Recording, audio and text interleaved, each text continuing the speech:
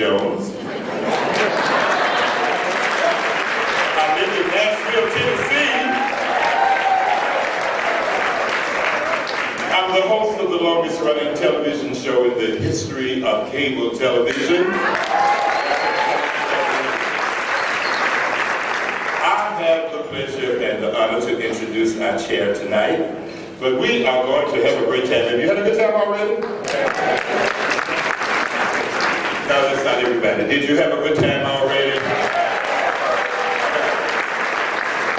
Now, I know this is kind of a formal situation for all of us, but we're going to get a little loose tonight because we're celebrating 25 years, and that's a lot. And so we want you to just be free to act the way you would like to act in a situation of this kind, and we're going to go forth. This young lady, as I was telling you about the television situation that I'm getting ready to introduce to you, is now one of the co-hosts and presenters of another show that I have called Bobby Jones Presents on the Impact Television Network, the only satellite network that's owned by black men in America, and it's called Impact. Well, this, yeah, that's the little hand of that. So, since most of you thought that I had rolled out my wheelchair and my cane, get over it, I'm not. I'm still walking in the line as well, and going to keep doing it. But I am so excited to have her to work with me. Every third Sunday of the month, we honor people in our community that do outstanding work, and many of you have been honored in that capacity. So tonight, the chair is coming. She is stunning. I want you to get a good look at her face. She made it up wonderfully well. She comes from Mississippi. And as I'm a graduate of Tennessee State University for my master's degree and my bachelor's. And so we both got our master's at Tennessee State, and we both received our doctorate from Vanderbilt. So get ready to receive none other than our chair of the program. Ladies and gentlemen, Dr. Phyllis Walls Brooks. Welcome to the stage.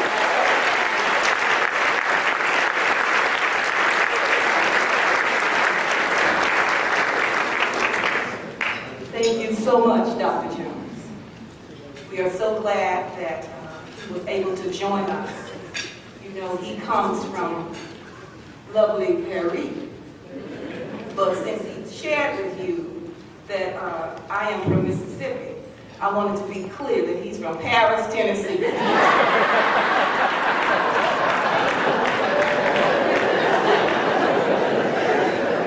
Ladies and gentlemen, welcome to the silver anniversary of the Tennessee Tribune newspaper. Let's applaud our great trumpeter, Mr. Vincent Miller of the TSU Aristocratic Band.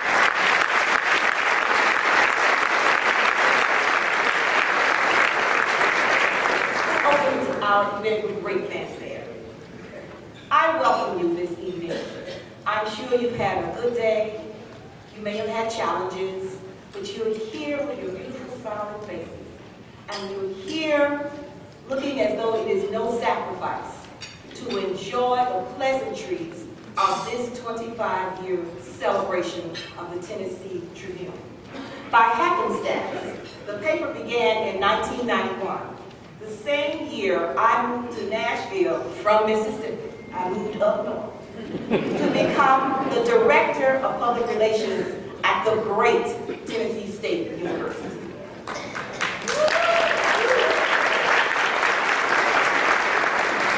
The milestone of 25 years together. Mrs. Rosetta Miller Perry and her late husband, Dr. L.O.P. Perry, had a vision to provide news, informative stories about the African American community and others who would, by example, or who would be examples for young people, as well as advocate for services for our community.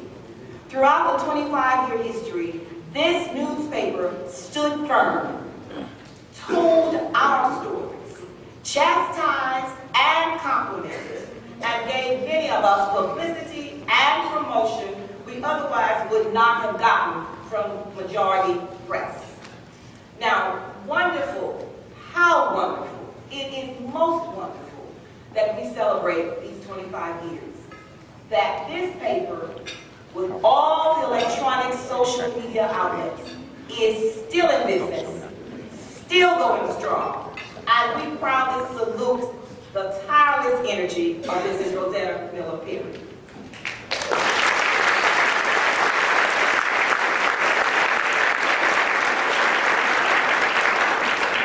And you will be hearing this all night long.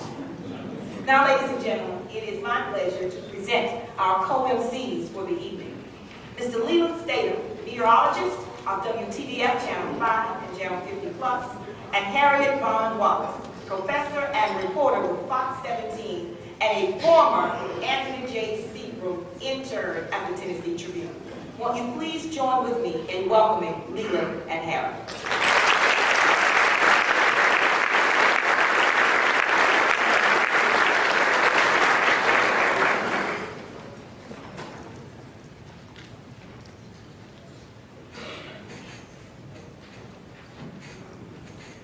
Good evening, everyone. Are y'all ready to celebrate, as Dr. Bobby Jones said? It's a pretty big night, as you mentioned, and I just want to say thank you to everyone who is here. Thank you to Miss Perry, I call her Mama Perry, and myself and other interns here. We are the living example of what it means to clear the pathway for others coming up behind you. It truly does make a difference. So we just want to welcome you all, recognize the longtime sponsors, acknowledge the interns, as I just mentioned, and salute the mayors that are here, and all those who have been a part of the Tribune during its 25 years in existence.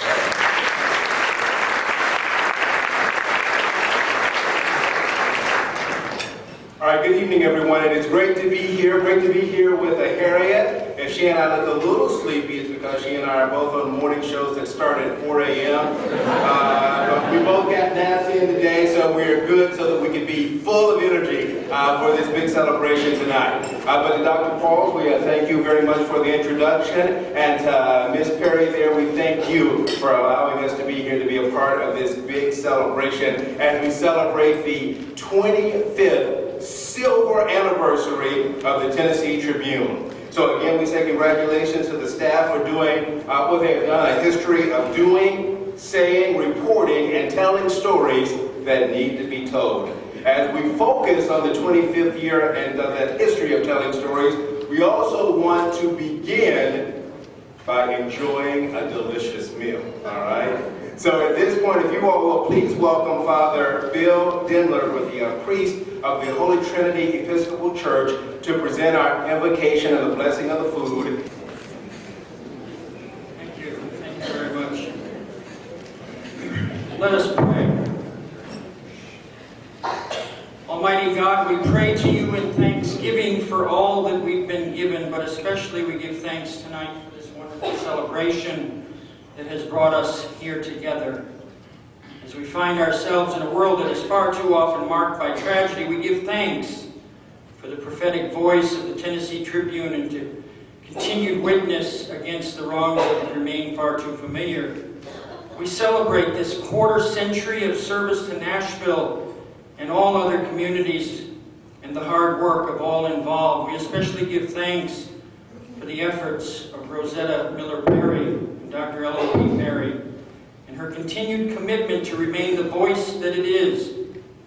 We ask that you send down upon all of us gathered here this evening the spirit of wisdom, charity, and justice, that with steadfast purpose we may faithfully serve the well-being of all people. May we ever be mindful of your continued call for us to seek justice, love kindness, and walk humbly with our God. And now we ask that you bless this food to our use, us to your service, making us always mindful and responsive to the needs of others. Amen. Right now, we want to continue our program with the true recognition of the silver anniversary of the Tennessee Tribune. So right now, it is my pleasure to welcome Reverend Roderick D. Beelan, who is the pastor of Lee Chapel AME Church for just a couple of more weeks. He is the pastor for me and my my family over at Lee Chapel. He's only doing that a few more weeks because back in July in Philadelphia, he was elected president and publisher of the African Methodist Episcopal Church Sunday School Union, that building you see just south of the Music City Center. So at this time, please welcome Reverend Roderick D. Beeler.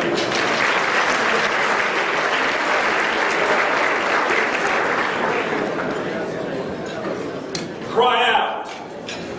Do not hold back. Raise your voice like a trumpet and declare to my people their transgressions and to all the people their sins. These are the words of Isaiah that Isaiah heard from the Lord. And I dare say Mrs. Rosetta Miller Perry heard over 25 years ago.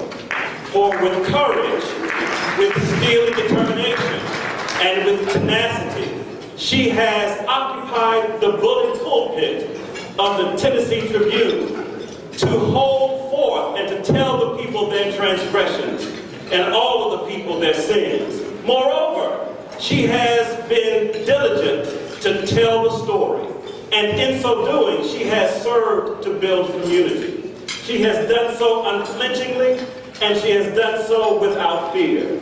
We honor Mrs. Rosetta Miller Perry for certainly a celebration of 25 years of the Tennessee Tribune is necessarily a celebration of Mrs. Rosetta Miller Perry.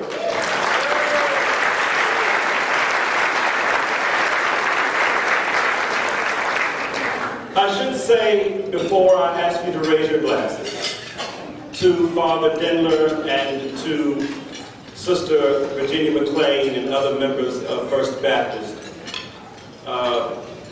those who do toasts know that you have to tell folks something they don't know. That kind of hooks them. So here's the hook. Y'all didn't know that Rosetta Miller Perry really is a member of the African Methodist Episcopal Church. I know First Baptist folk claim her, and the Episcopalians claim her, but really she's only favoring the Episcopalians because they're not ashamed to drink in public.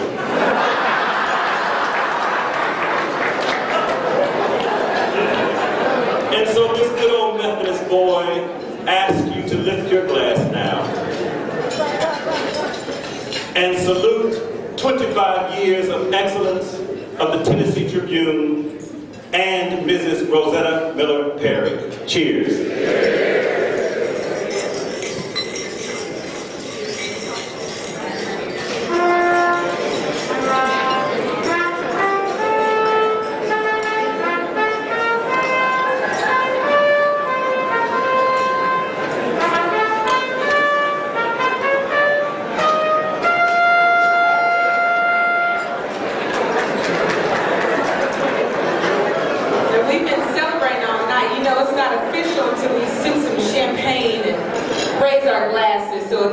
Congratulations on 25 years.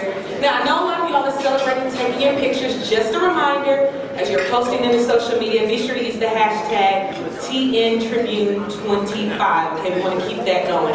All right? Well, thank you so much, Reverend Beeland. Again, and we also want to again salute the Tennessee Tribune on 25 years. Now, ladies and gentlemen, please welcome Ms. Kadon Rutledge, a woman that I know and have come to admire. She is the first editor of the Tennessee Tribune and director of publications at Tennessee State University.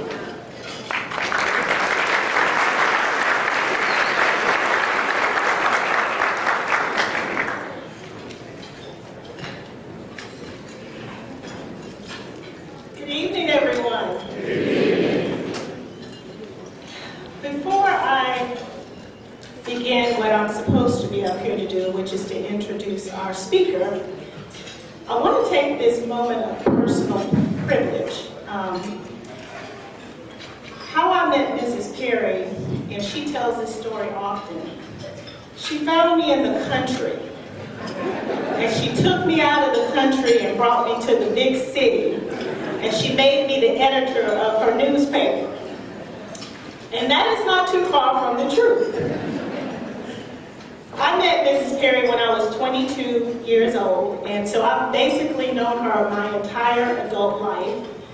And she has basically been there for me through everything that's pretty much happened in my adult life: marriage, children, career moves and changes. And I've appreciated the opportunity that she's provided me that has led me into newsrooms and boardrooms, and the ability to work with CEOs and university presidents and work with major television networks and even the governor of Tennessee.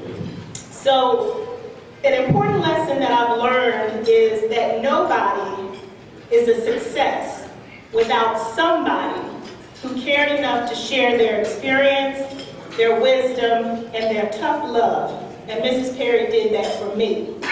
And for those of you who know Mrs. Perry very well, knows that nobody gives tough love like she does.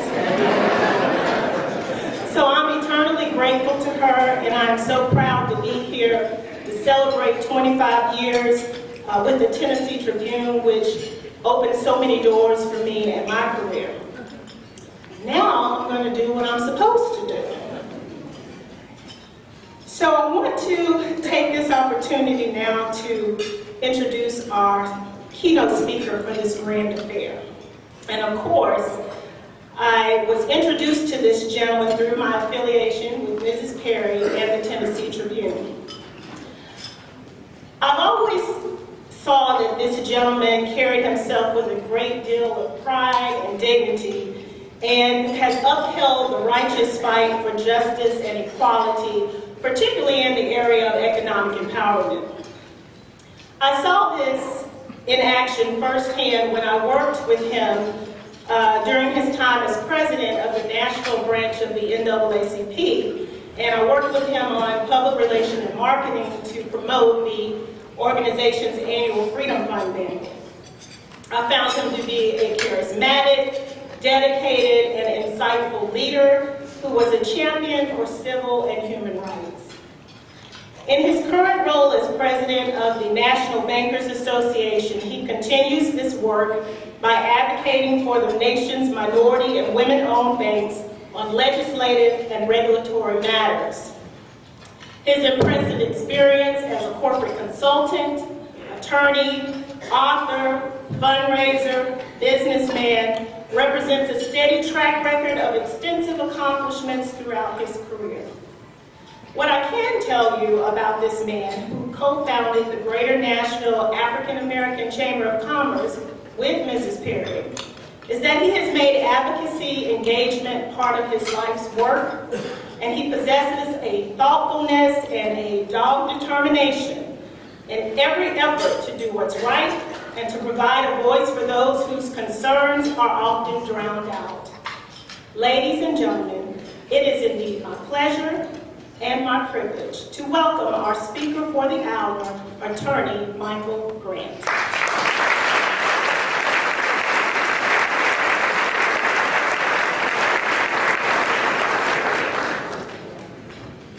Thank you, Don, for that very warm introduction. But there's only one Attorney Grant, that's Attorney Charles Grant. This guy never took a bar. Res ipsa loquitur was too much for me. After law school, I got the hell away from there. Listen, friends, I first want you all to feel comfortable that you're not going to hear a long speech, because Rosetta, you all know her, you know, when she gives you those instructions, she's serious. She said, be brief. Say what you want to say, but keep it brief. Rosetta, I'm going to honor that tonight, because I don't want them to look if I don't do it right. It is such a pleasure to be back home tonight. And I'm telling you guys, I looked around this room and I saw Brenda and the congressman over there and a couple of mayors. I saw Tex Thomas and Dr. Strong and Dr. King. I saw so many politicians, I thought I was back in Washington. It's great to be home. Nashville, the reason this city is growing more than any particular industry. Nashville is growing because the people here are so beautiful. Folks in Nashville are still down home, down to earth, and don't mind taking a few minutes to let you feel welcome. So everybody in this room, to be a Nashvilleian is something to really be proud of. Give yourself a round of applause.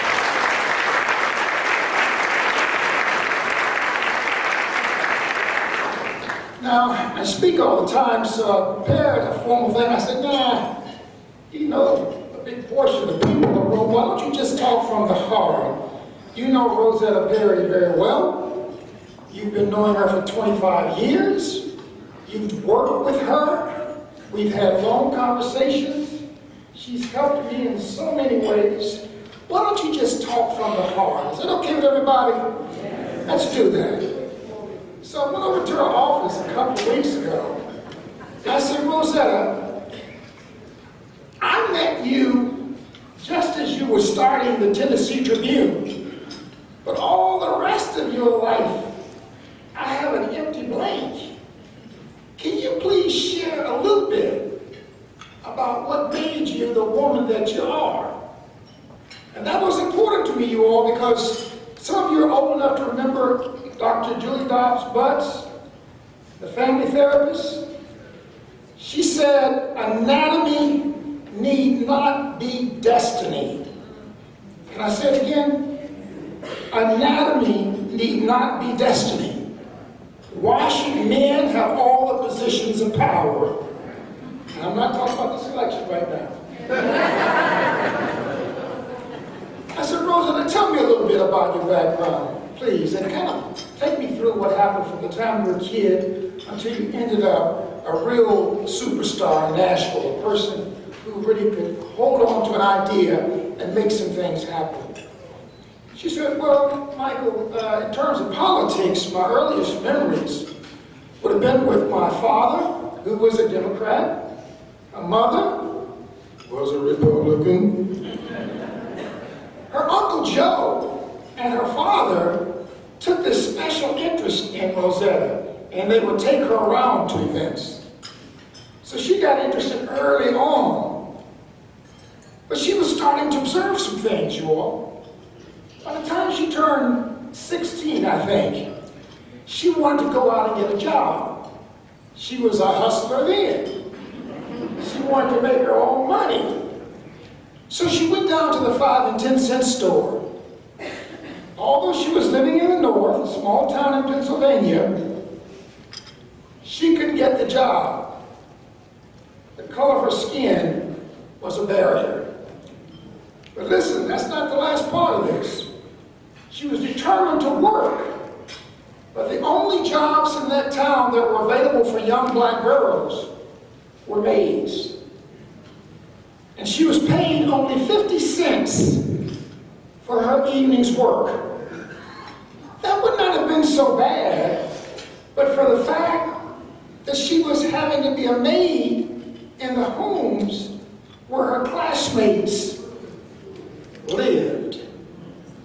So one lady ringing a bell for bread or butter or whatever else, here this very brilliant woman is having to scurry around to serve her. And then the next day at school, she's looking at her classmates. Imagine the humiliation. But you all know something, those of you who live long enough. When life gives you a hard blow, your choice is to become bitter or better. Rosetta chose to become better. She was determined to rise above her circumstances because she knew that anatomy need not be destiny.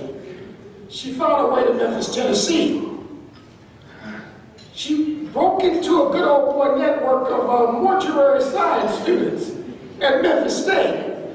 She was determined that she would not be outdone by those guys over there. She did very well. She finished at the top of her class. And I'm going to tell you something else when she told me that. I said, I'm going to be a little nicer to Rosetta because now she can embalm you.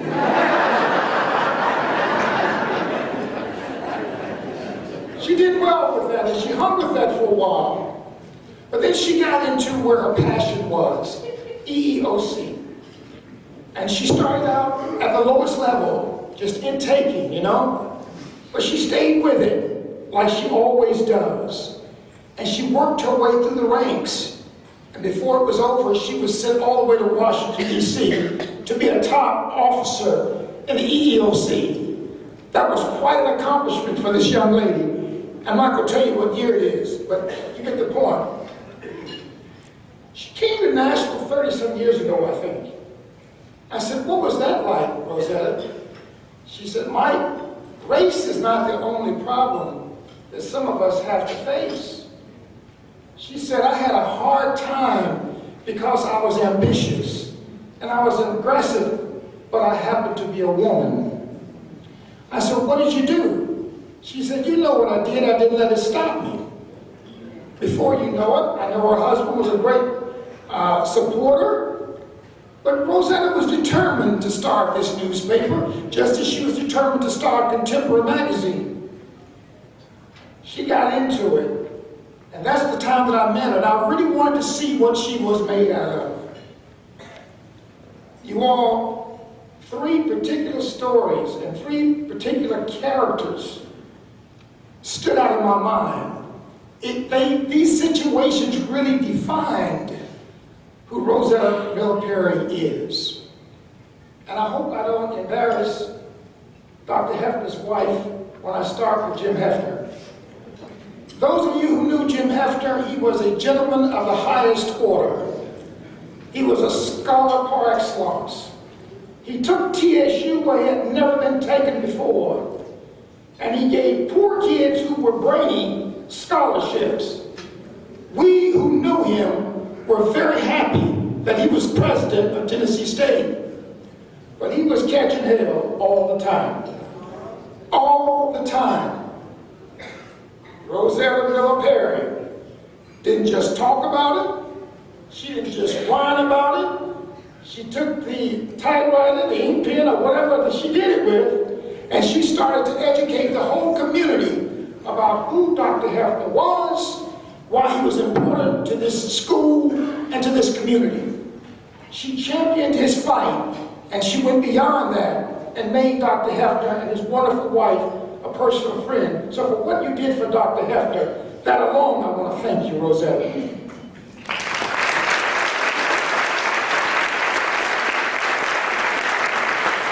It didn't stop there. It didn't stop there. The next issue was the merger between Meharry and General Hospital. You remember Rosetta?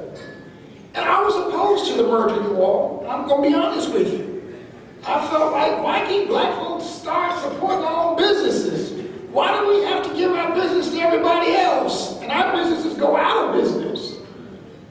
Rosetta said, you need to go have a conversation with the president of Meharry Medical College, Dr. David Satcher. I don't know if you remember this, Rosetta.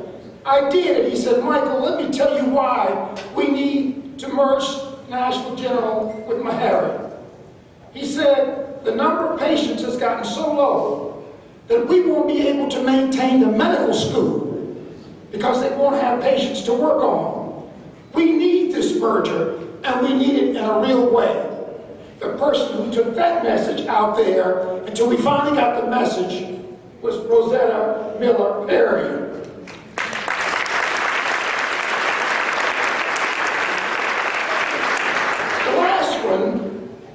Was one that was close to my heart. Because I just met this guy around the same time that he was rising big time.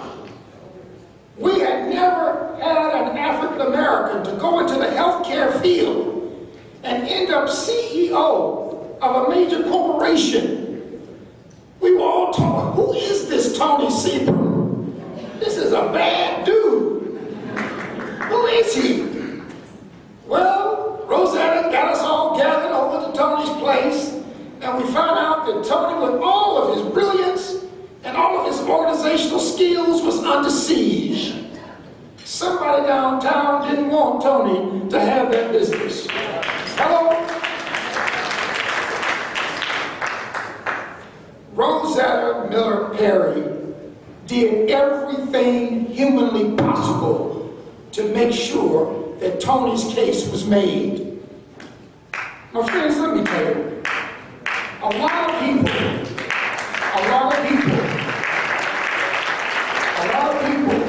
will talk.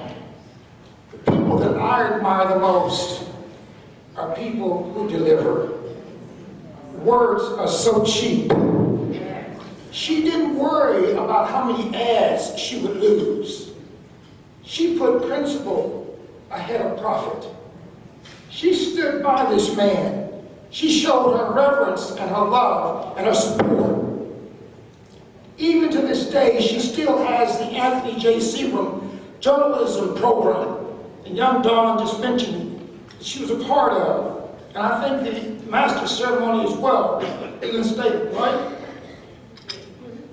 She has gotten 60 kids through this program because, like all great leaders, Rosetta knows success without a successor is no success at all.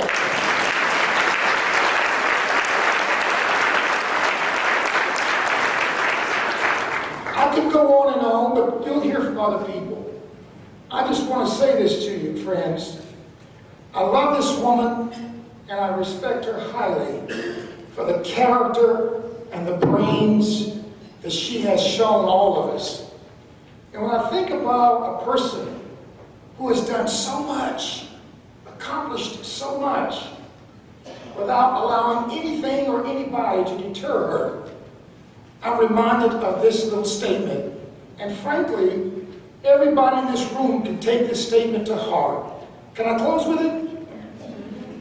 Rosetta, it says, you are as big as your dreams, small as your fears, strong as your faith in faith. You are as blessed as you are generous, and you are as in touch with your creative genius as you are willing to submit to the will of Almighty God. We love you very much.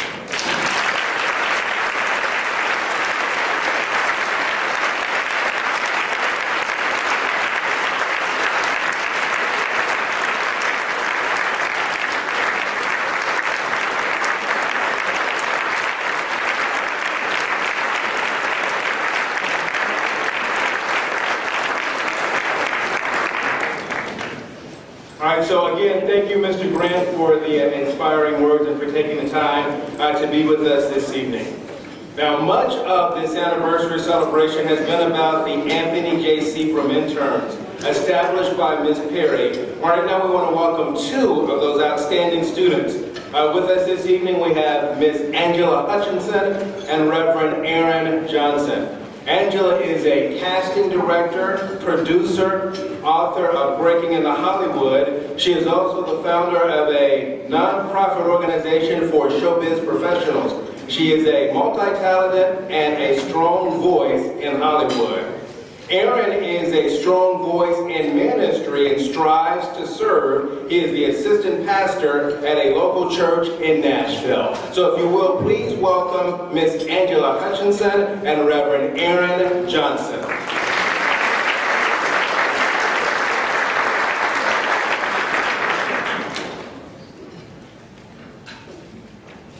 Hello, how's everyone doing? I am so excited to be back in Nashville. I love this city. It's such a nurturing environment. I flew in today from Los Angeles, and I'm just really happy to be here. As it was mentioned, I'm a writer, producer, casting director, and entrepreneur.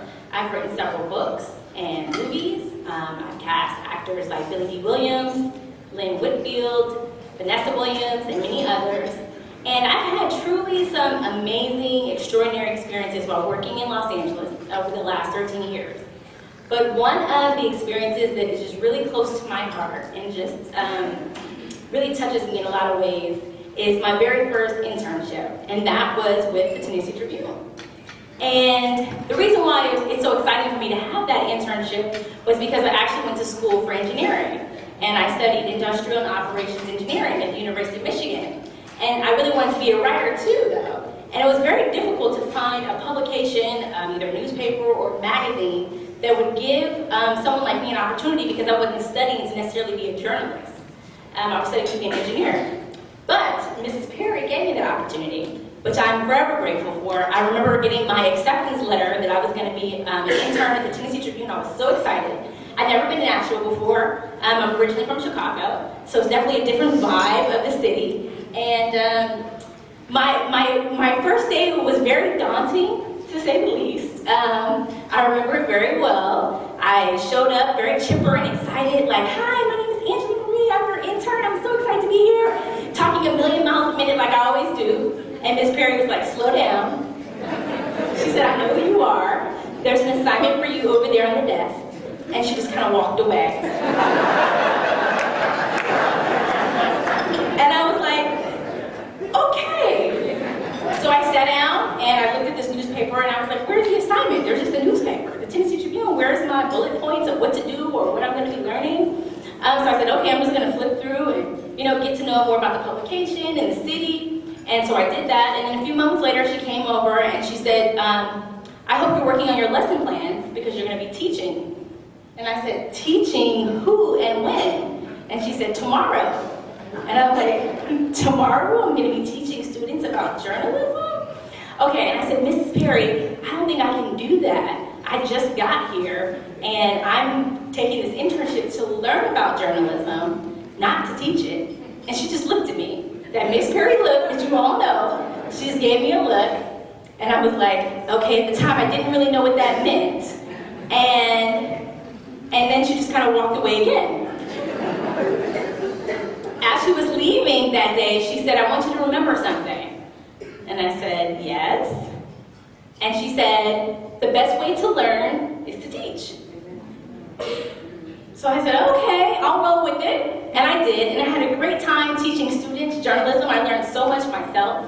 As a journalist, as a writer, as a creative person, as an entrepreneur, I've learned so many skills from Miss Perry and her staff as well.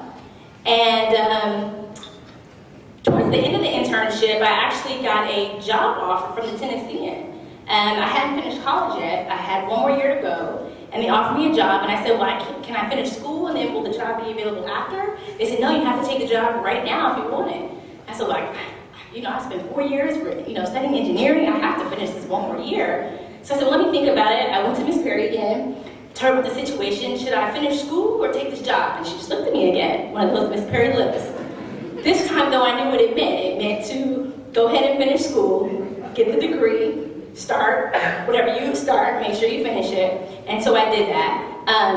Throughout my career in Los Angeles and Hollywood, working in the business, it can be such a struggle. As an entrepreneur, as a mom of 3 little children, a wife, it just can be very challenging to balance everything that you have to. And anytime I have any kind of struggles or I'm facing a task that just seems too daunting for me, I just think about so many words of wisdom that Miss Perry has shared with me. And as a business mentor, she's just been amazing. And whenever I think about the things that she shared with me, it helps me to push through and make sure I continue to go after my dreams and to keep achieving and never let anything stop you. And she's really encouraged me to never quit too, which is the only way she says that you won't be successful is if you quit. So I just want to thank you, Miss Perry, for my very first opportunity. And I want to thank you, Nashville, the community, for supporting such an amazing publication that has given interns like me an opportunity and so many others. It is very much appreciated.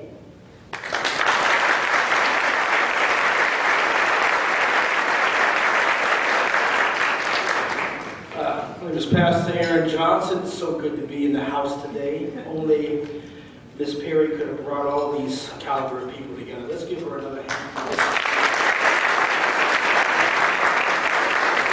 So thankful. I was told I have 5 minutes. As a preacher, that's just prayer time. But, I'll be quick. One story says, always end before they do.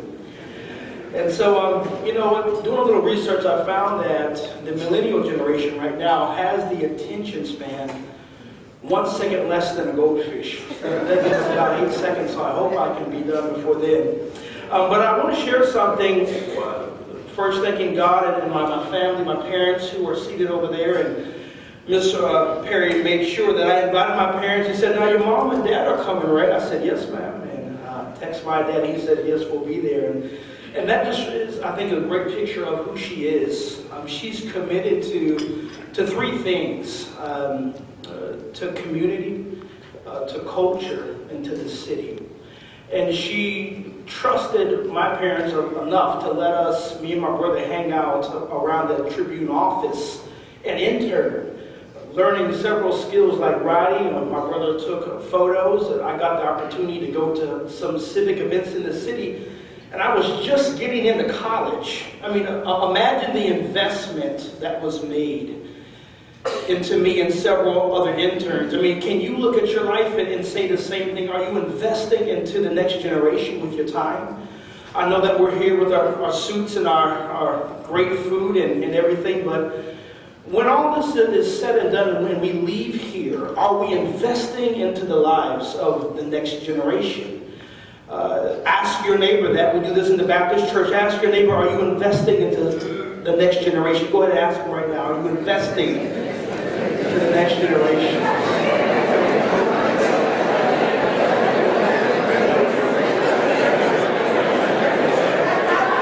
These are the kinds of questions.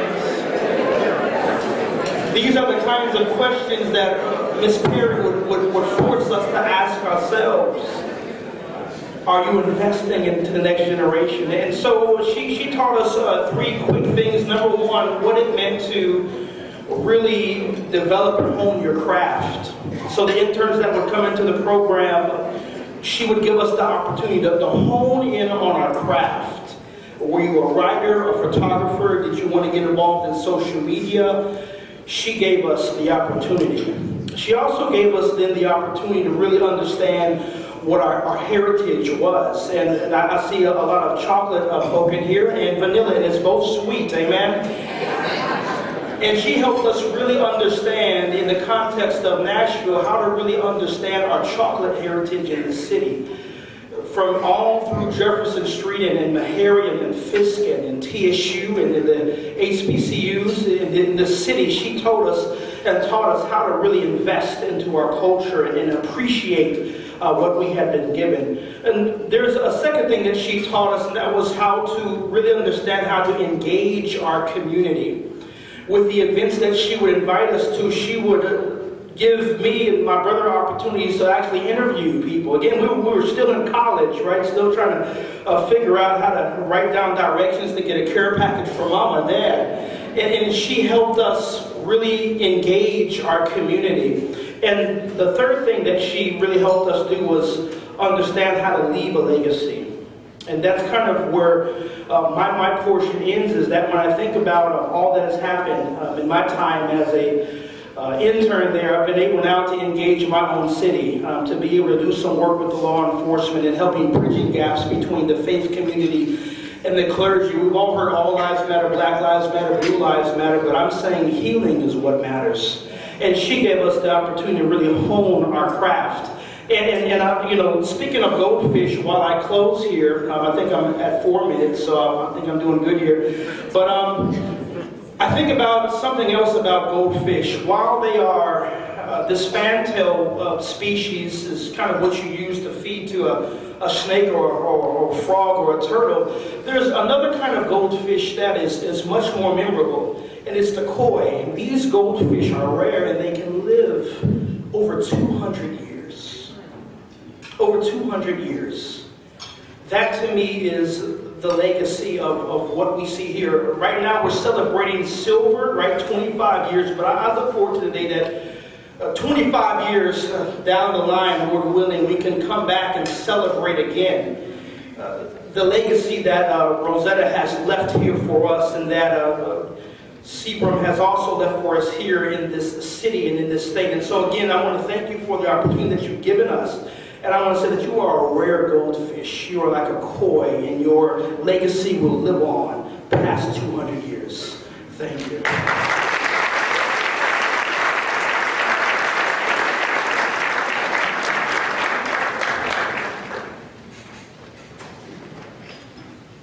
Thank you, Angela and Aaron.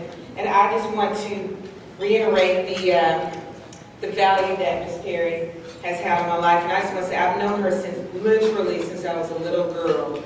The first story I wrote, the first interview I ever did was with the Tennessee Tribune. And in my lifetime, short lifetime, okay, I'm young up in here, but I have done a lot, and it's because of the opportunity that I was given. I started my own talk show, Comes Politics, hope everybody knows about that, inspired by Miss Perry. The work that I'm doing now, inspired by Miss Perry, and I just want to say, there's not been a time that I've needed Miss Perry and she didn't answer my call. When my mother died, I come downstairs, she's sitting on my couch, brought food. When my job had a changeover, I'm like, Miss Perry, what am I gonna do? I don't have a job right now. Come on over, and I sat in her living room and we talked for hours. In my marriage, Miss Perry has been there. My husband, Scott, wave your hand. Anytime, I'm always in trouble, he's always right. I don't know how that happened. I was the first child, but anyway, so I thank you. Now at this time, I want to invite to the stage the Vice President of Social Media at the Tennessee Tribune, Mr. Jason Lutz.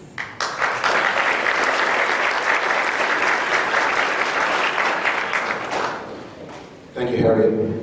Yesterday I was the social media director, now I'm a vice president, so thank you, Ms. Perry. We're going to be talking about some money, I think.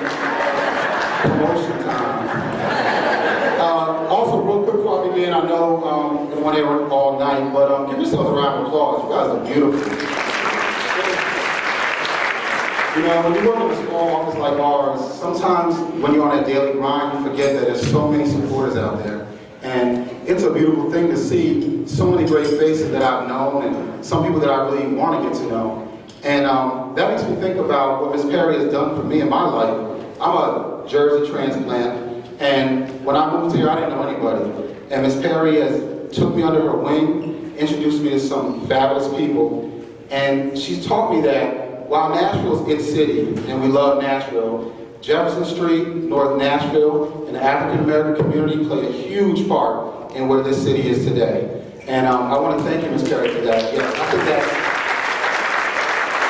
And I want to thank you for always reminding us and reminding me of the importance of our legacy. Because, you know, a lot of us were focused on making money and we want success, but there's so much more to life. And you are exactly an example of that. Thank you. And because I'm a social media guy, I do want to shout out one more time, hashtag TNTribune25. You want to take a picture of me, you can tag me in it. I'm here. Whatever you want. You can find me online. I'm very easy to find. So, with that said, we just want to show you 2 quick videos of some outstanding former interns. I want you to meet Caroline Williams and Jason Hughes that have both gone on to do some tremendous things in their careers.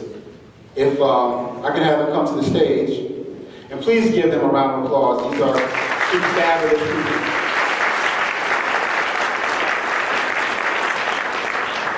And Dawn, could you come to the stage?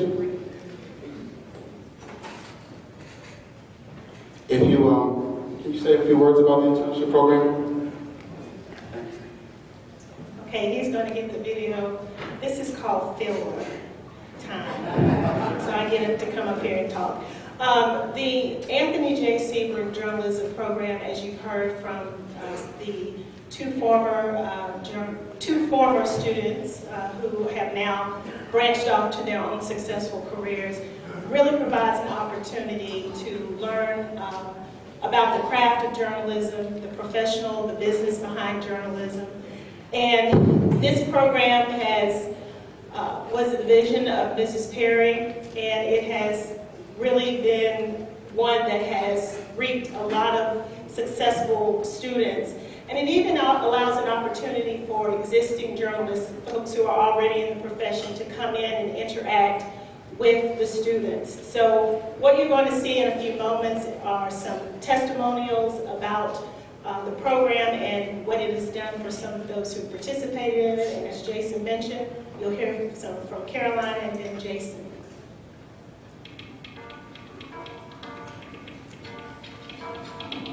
My name is Caroline Mendel Williams, and I wrote for the Tribune from 1999 to 2000, and I wrote a youth column called View for You. And my alias was Sister Sunny. I don't know where I came up with it, but I loved it, and I signed in and out with my articles with that name. At the time, it was the youth column. And I was so excited about it. I've always known I wanted to be a writer. So when I came for my first Tribune interview, I interviewed with Miss Perry. And what was wild about it was that the office at that time was on Marina Street in my grandparents' old house. So I sat down to meet with her in my grandmother's backyard. There's a little stone table out the back, and I still remember what I was wearing because it's in my picture that ran with all my articles, a little blue polo shirt and some khaki shorts. And I think this ring, you can see it in the picture, and I'm still wearing it now. And I sat down with Miss Perry and we talked about it, and then the couple of interviews I conducted in the living room of the offices, which was my grandmother's old living room where I used to play Nintendo and I sit on the floor and eat Oreos with my dad. So it was a really special, getting to write for the Tribune was really a homecoming, and Miss Perry really facilitated that for me. I don't think I really knew then that I was laying the groundwork for a career in writing by starting off in the Tribune office on the pages of the Tennessee Tribune. And you know, it's an amazing inheritance to get to write for a Black-owned newspaper in my home state. And I think it gave me a lot of confidence. I didn't know how privileged I was at the time, but Miss Perry found a way to get me press passes to the Democratic and Republican national conventions for the 2000 election. So I got to go to DC, and I got to go to Philadelphia, and I got to interview. I think I talked to Bob Woodward. I talked to all sorts of incredible people, and all because I had the Tennessee Tribune press pass. So it really set the stage for me to see what doors could be opened through writing and what kind of questions I could ask, and develop a voice on the page in a way that I hope I still use today. Christmas of 1998, I got, you know those Mac computers, the ones with the little sort of zoom out in the back that was brightly colored? I got a computer for Christmas. And I wrote my little articles on my computer, and then I would print them out and bring them to the office. To the students that are interning in the Tribune now, take advantage of the history of the newspaper. Take advantage of the honor of working under Rosetta Perry. And find your voice, because it's such an exciting and almost anomalous entity, this paper. So it's really an amazing space to try new things, to develop your voice, to really tell the stories of Black Tennesseans in a way that they don't otherwise get told. So know that that's a big responsibility too, to find those stories and tell those truths, because we are witnesses, all of us, and writing for a newspaper responsibly and creatively is an incredible calling. So to me, the Tennessee Tribune is a national treasure. It's one of Tennessee's most precious institutions, and it is so deeply critical that we keep it alive and thriving here in Nashville. I love that it's on Jefferson Street. I love that it's a stone's throw from Fisk. I love that it's down the block from Citizens Bank. And it has a job to do that no other newspaper could do, which is to tell the story of the Black people of Tennessee by the Black people of Tennessee. And I think that it will always be one of the most formative experiences of a writing career that I hope for me is a long one, to have started here under Rosetta Perry.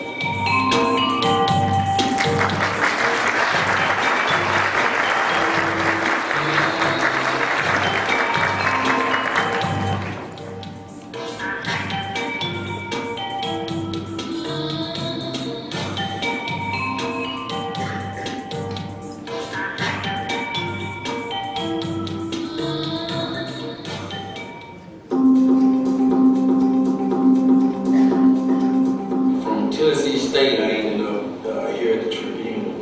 Believe it or not, while I was in Tennessee State, there was a class called internship that I had to take. And we had to take it 2 years. So the first year I went to another local paper. And they taught me a few things, but I was very limited. You know, they wanted to focus me more on writing, and then I had to do a lot of typesetting. And you know, it was fine, and I appreciated them for having me, but it looked like I didn't learn enough. So the second year I came to the Tribune, the Tennessee Tribune, and at first they started me off at writing also, so I was under the impression I was going to be going through the same routine again. I don't think they're going to teach me to write. I wanted to learn more about the business.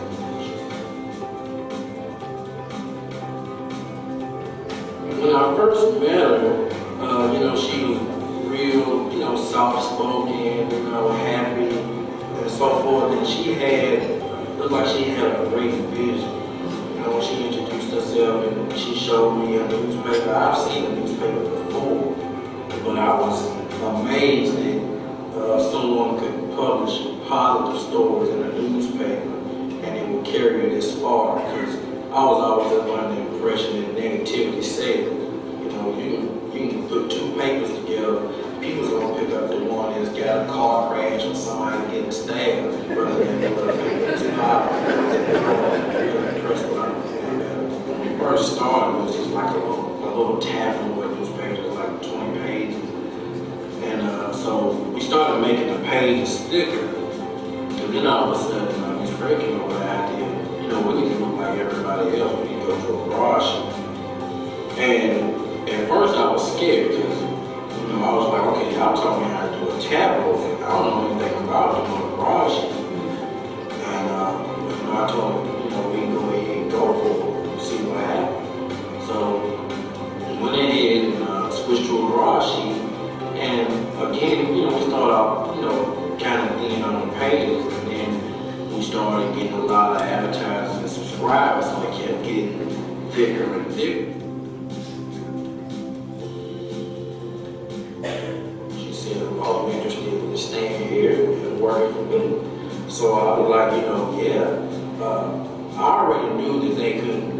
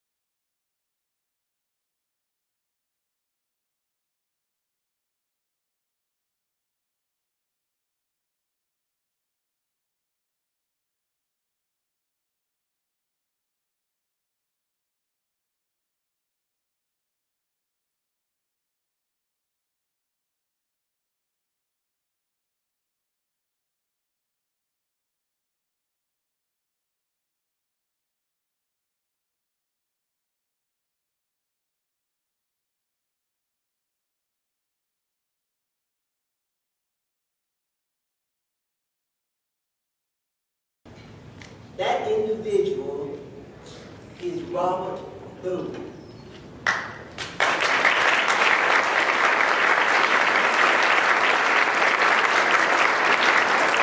Let me just say to you that it didn't stop there. After being there at the University of California, Berkeley Law School, he later became the first African-American editor-in-chief of the Law Review. And for those of you who may not know what that encompasses, that is clearly an honor. In becoming the first, the governor of the Bar Association in California described Robert in this way. In an article that came out in California, he said, "There's no question that Boone is a standout." He said the first African American, just to give you an idea, this is what the bar governor said in California. He said the first African American editor-in-chief for the Harvard Law Review was a guy named Barack Obama. He said Robert Boone reminds me quite a bit of Barack, a Democratic senator from Illinois. He went on to say that Boone now joined the company of those such as the former or the U.S. Supreme Court Justice being Justice Earl Warren, the first female law professor in the United States, and other Supreme Chief Justices, to name a few. It did not stop there. After graduating from the law school, Robert Boone was one of the most sought after law students in the United States. He was sought after by many judges as a lawyer. He accepted a law clerk with the Sixth Circuit Court of Appeals, Justice Damian Keith. And because of his excellent writing skills that he obtained as an intern in the Anthony J. Seabroof program, it didn't stop there. He went on to work with two of the largest law firms in New York. And it didn't stop there. Within a few years after being with those law firms, he was appointed an assistant United States attorney, where he now serves in the Manhattan Southern District of New York. And on any given day, instead of him publishing articles as he did, I can pick up the New York Times, the Wall Street Journal, the USA Today, or turn a television channel on and read about him. Thank you, Mrs. Perry, and the Tennessee Tribune. The outstanding Anthony J. Seabroof Award is to Robert Boone.